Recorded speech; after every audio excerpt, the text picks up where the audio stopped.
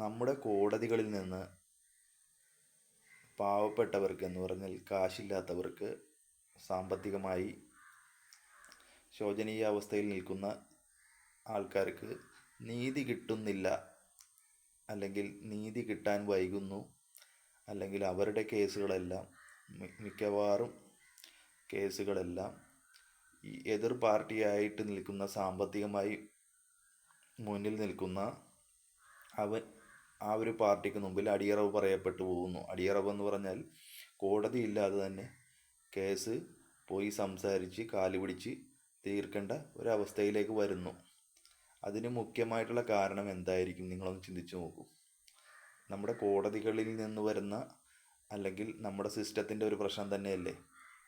കാരണം ഒരു കേസ് മുന്നോട്ട് കൊണ്ടുപോകണമെങ്കിൽ അഡ്വക്കേറ്റ്സിനായിരിക്കും നമ്മൾ ആദ്യം കാണുന്നത്.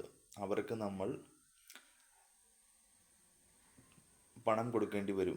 പണം എന്ന് പറഞ്ഞാൽ അവരത് ജസ്റ്റ് ഇപ്പോൾ ഒരു പണം വാങ്ങൽ മാത്രമായിട്ടുള്ളൊരു തൊഴിലായിട്ട് മാറിയിരിക്കുകയാണ്. പിന്നീട് അവർ പറയുന്ന നുണകളും അവർ പറയുന്ന കാര്യങ്ങളും ഒക്കെയാണ് നമ്മൾ കേൾക്കുന്നത്. മനസ്സിലായില്ലേ?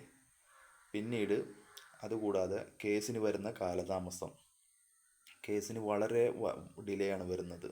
കേസ് മാറ്റി മാറ്റി മാറ്റി മാറ്റി മാറ്റി ഇങ്ങനെ പോകുന്നത് കൊണ്ട് ഇത് സാമ്പത്തികമുള്ളവന് അവൻ്റെ അഡ്വക്കേറ്റ്സിന് ഇത് അറിയാവുന്ന കാര്യമാണ്. കോടതികളിൽ കേസ് എക്സ്റ്റെൻഡ് ചെയ്ത് വെക്കാമെന്നുള്ളത്.